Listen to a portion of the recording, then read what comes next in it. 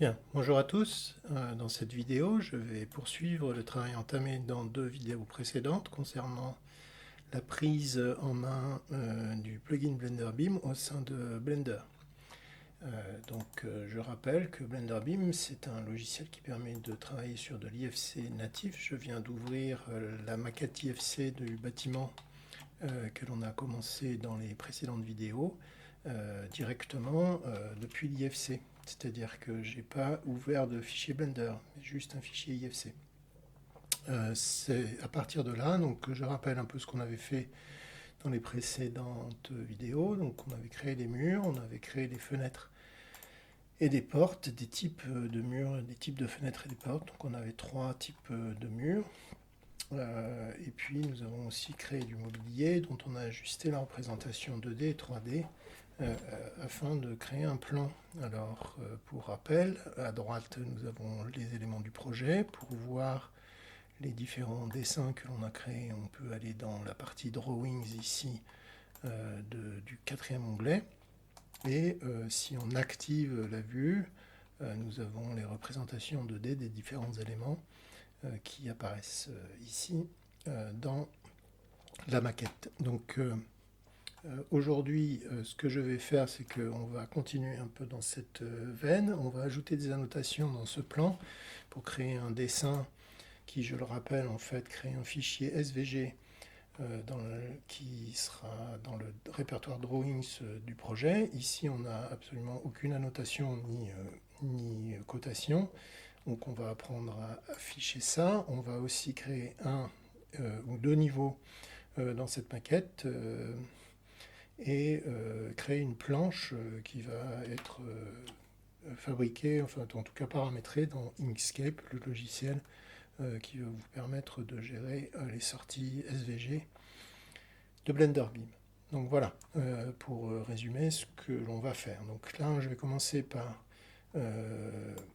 activer le drawing, donc je l'avais déjà fait, et je vais aller chercher les notations, les annotations, ici à gauche, et je vais ajouter une dimension. Je fais un Shift A, et vous avez vu que j'ai une dimension. Alors attention, pour l'outil annotation, quand on fait un Shift A, ça nous bascule en Edit Mode, et ensuite on a la possibilité de modifier la position des points par un G. Et je viens poser le point ici, je vais vous activer les screencast keys de sorte que vous puissiez voir ce que je fais au clavier, ici en bas. Et si on sort du mode edit, il faut répondre oui au message. Et ici, on va par exemple positionner cette cotation de ce côté-là. Alors, si on veut faire des cotations un tout petit peu plus sophistiquées, c'est-à-dire avec plusieurs, donc là, je vais créer la première, je vais faire un G pour aller chercher l'endroit que je veux coter, et vous appuyez sur la touche E pour étendre cette cotation pour finalement créer plusieurs traits de cotation. Alors attention, ici les apparences des traits de cotation ne seront pas... attendez, je vais juste le déplacer un tout petit peu. J'ai Y. Ces traits de cotation ne garantissent pas, enfin, ne seront pas de cette forme-là sur le dessin. Alors si je vous montre vite fait ce que ça va donner sur le dessin, ici je crée un drawing. Alors j'ai associé en fait le logiciel Inkscape aux ouvertures de fichiers SVG. On voit que ici le symbole de la cotation n'est pas le même, donc moi je préfère celui-là. Mais dans Blender Beam, vous aurez deux petites flèches comme ça. Bien, alors je vais en faire encore une. Donc Shift A, G, je sélectionne le point, G, je vais l'amener ici, je sélectionne ce point, je fais G,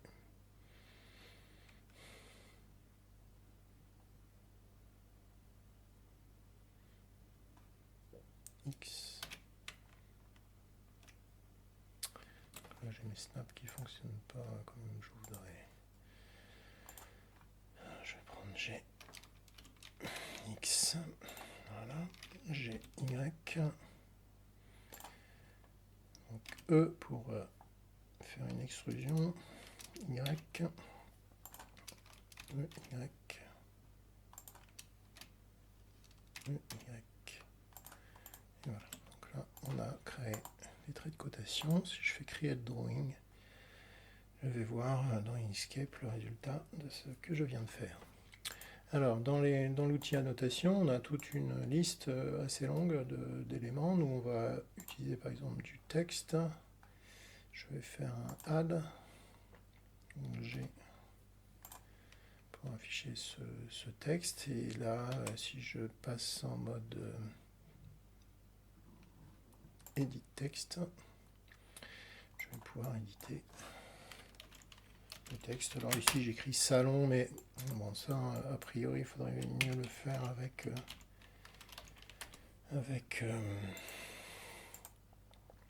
les pièces, mais pour l'instant, je vais le faire comme ça. C'est juste pour illustrer les possibilités de l'outil annotation. Dernière annotation que je pourrais ajouter, c'est, pas un texte, mais un leader, donc qui est un texte, mais qui va apparaître au bout d'une flèche. Donc je fais Shift A. J'ai ici mon texte qui apparaît tout en bas. J'aurais pu positionner le curseur d'abord, ça aurait été plus intelligent. G. Voilà. Et là, si je fais E, je peux X. Voilà. Et puis, même chose. Si je sors du mode Edit, je fais Edit texte. Et là, porte nord. Voilà.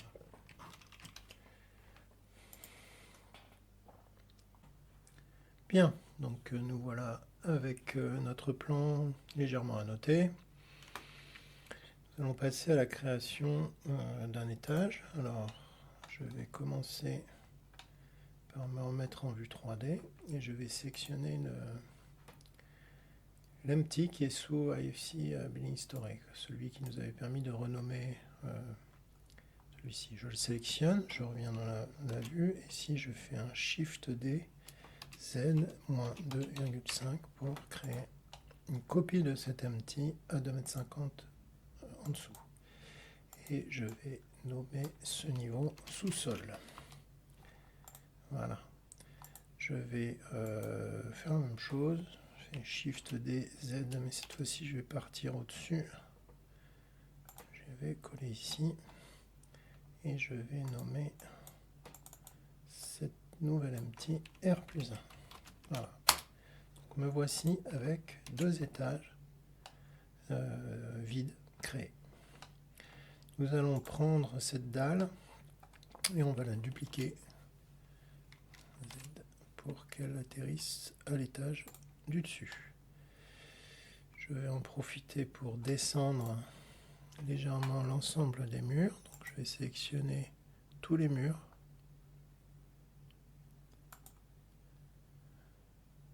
Qui sont présents dans ma maquette. Object Metadata, je vais sélectionner tous les murs. Et je vais leur assigner une hauteur de 2,9 parce que je pense que ma dalle doit faire 10 cm. Bon, architecturalement ou structurellement, ça ne doit pas passer, mais on va s'en satisfaire. Donc ça, on va considérer que c'est le plancher du niveau supérieur. Ce plancher, donc il faut que je l'assigne au bon spatial container.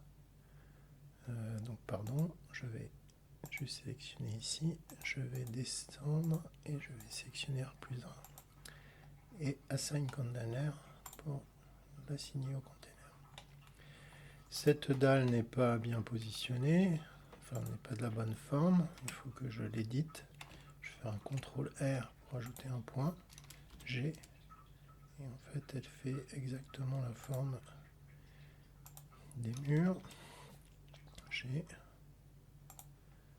CTRL R, je vais attraper ce point G, et nous y voilà. Nous avons donc plafond plancher qui va nous permettre de monter l'étage au-dessus. Bien, je continue, je vais sélectionner, je voudrais sélectionner l'ensemble des murs de ce type. Donc là, je vais descendre ici jusqu'à type et je vais sélectionner l'ensemble des murs de ce type. Je fais un Shift D, Z et monter tous ces murs à l'étage du dessus. G, Z, voilà. Donc là, pareil, il faut que je leur assigne le bon niveau. Et je vais sélectionner l'outil mur ici, et je fais un Shift G pour régénérer les géométries. Et les murs à l'étage, ils sont un peu moins hauts. Donc je descends tout ça de 2,5. On verra comment ça se joue avec le toit. Donc là, j'ai ma dalle et le mur. Je vais prendre tous ces murs-là et je vais recopier en fait la même empreinte, Shift D, Z. Je vais tout descendre de 2 niveaux. Je vais affecter tout ça au container sous-sol. Je vais leur donner une hauteur de 2,40. Et nous y voilà, nous avons notre sous-sol. Je vais en profiter pour copier la dalle qui est ici, Shift D, Z.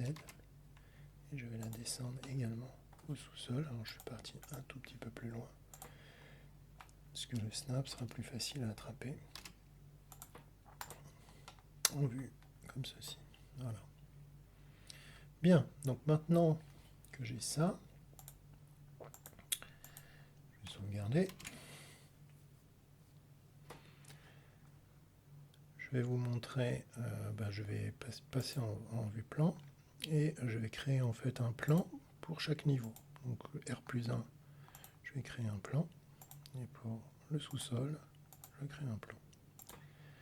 Donc maintenant, si j'active par exemple le plan du sous-sol, on voit qu'il s'est initialisé à 15 mètres. Donc là, je vais reprendre mes éléments, je vais mettre ça au 50e. Je vais faire créer drawing. Là, je risque d'être à côté. Je vais sélectionner la caméra, je vais faire un G. J'appuie sur la touche CTRL pour centrer comme je veux. Voilà. Et je vais ajouter quelques éléments à cette maquette. Alors si je désélectionne ici, je vois que j'ai tous les éléments. Donc pour sélectionner uniquement les vues qui m'intéressent, je peux désélectionner les autres. Ça me permet de faire un petit contrôle d'ailleurs en passant de la validité de mon modèle. Alors il y a une petite chose qui a été oubliée. Cette dalle-là, elle est OR+1, je me disais bien. Donc non, assign container, elle doit être au sous-sol. Voilà. Donc si je reviens sur ma vue sous-sol, je vais ajouter une porte double ici. Bon, je ne vais pas m'embêter, je vais prendre le type qu'on a déjà, porte 2. Je vais positionner le curseur ici, Shift A. Et puis, je vais également ajouter une porte simple ici. Porte 1. Shift A. Voilà.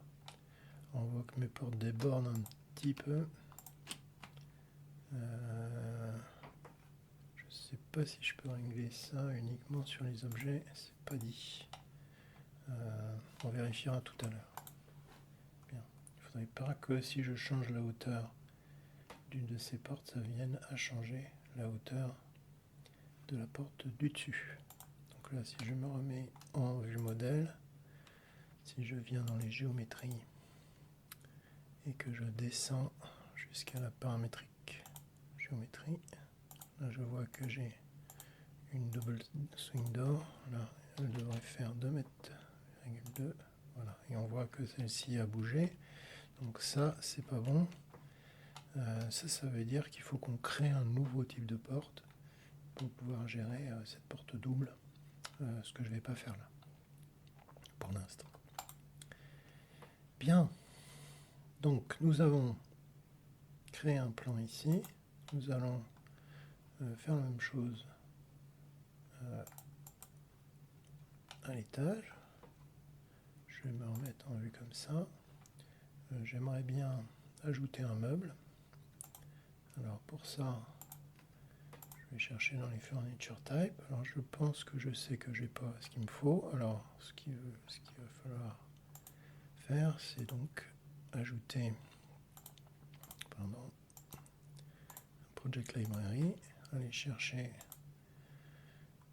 la bibliothèque de fourniture de Blenderbeam, Select Library File, et on va pouvoir chercher un furniture type, par exemple un double bed, que je vais positionner là.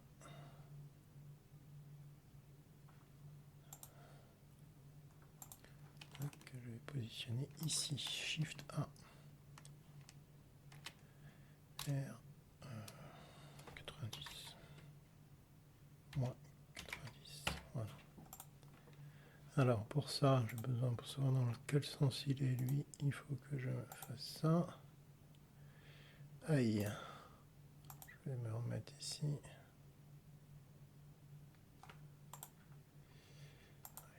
Là, on a un petit souci, c'est juste que voilà, je vois que mon lit est à l'envers. Je fais un GR, non pardon, R180 et G. Je vais venir le positionner.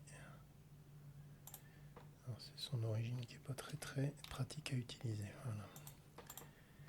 Donc là, j'ai un lit. Bien. Je vais ajouter quelques annotations. Donc on y est. Tac. Je prends une dimension. Je fais Shift. Je vais positionner le curseur. Shift A. Je vais chercher ce point. J'ai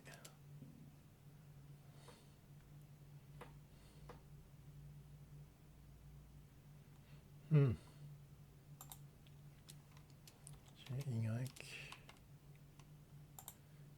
Chez X pour venir jusqu'ici. Voilà. Bon, ça c'est juste pour l'exemple. Ok. Je n'ai pas encore fait les accès, mais voilà. Je vais prendre le plan du sous-sol. Donc là, j'ai ça. Ce qu'il me faut, c'est un petit mur 250 qui va ici. Shift A, Shift R, flip. Je ne sais plus le raccourci. Shift F, voilà. Et on va positionner là, Shift E. Je vais ajouter une petite porte ici. Shift A, voilà. Sauf que c'est pas de ce type là que je voulais la porte, c'est de l'autre type. Porte 1, Shift A, voilà. Et elle, pareil, je vais faire un petit flip. Non, CTRL Z, c'était la porte que je flippais. Mirror. Ah non, c'est pas comme ça qu'on fait. Ok, flip, pardon. Ah oui, donc j'ai X, je vais la ramener ici. Voilà. Bien. Alors, petite annotation. Add. Je prends ce point-là, G. Tac. G, Y. Pour le ramener là. G, X. Pour l'amener ici. E. X. Voilà. Bon, juste pour illustrer. Bien. Donc, désormais, nous avons donc 3 plans activables.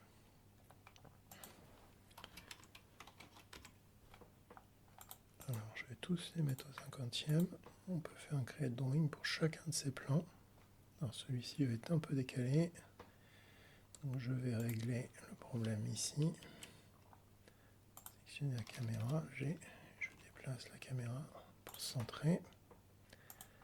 Ici, si je fais ce plan-là, c'est celui-là, il était bon. Si je fais ça, create drawing, donc on voit que j'ai 3 plans au 50e. Et c'est là que je vais aller donc désormais dans Sheets. Je vais créer en fait une première planche. Je prends là par défaut une planche A1 que je vais intituler plan 50e. Ok. Donc là-dessus, j'ai un plan qui s'affiche ici. Il faut que je me positionne sur chacun des dessins et je fais ajouter les dessins dans chaque élément. Ça va me composer une page. Mais on va d'abord cliquer ici, OpenSheet Layout. Alors, ce qu'on voit, c'est qu'on a une planche qui sépare les différents dessins. On voit aussi que j'ai pas généré les bons. Donc ce qu'on va faire, c'est qu'on va repartir par là, fermer, donc on va faire enregistrer. Ici, on va faire Create Drawing. Ok, ça suffit pas. Activate, Create Drawing. Activate, Create Drawing. Ok, avec Inkscape, c'est juste un tout petit peu plus long. Activate, Create Drawing. Bien. Maintenant, si je reviens ici, je vais faire ouvrir Sheet Layout. Et voilà, donc là j'ai les plans qui sont corrects. Ce que l'on voit, c'est qu'on a des éléments ici qui sont un peu éloignés. Alors, c'est là que quand on change d'application, il faut avoir, comme dirait l'autre, le cœur bien accroché. Ici, je fais un double clic. Ouais, c'était pas celui-là. Bon, voilà, donc là, ça c'est la manipulation d'Inkscape. Je suis pas très bon à ça.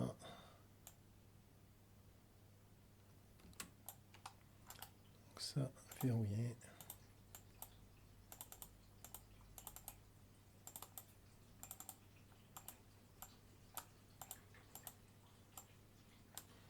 On peut déplacer.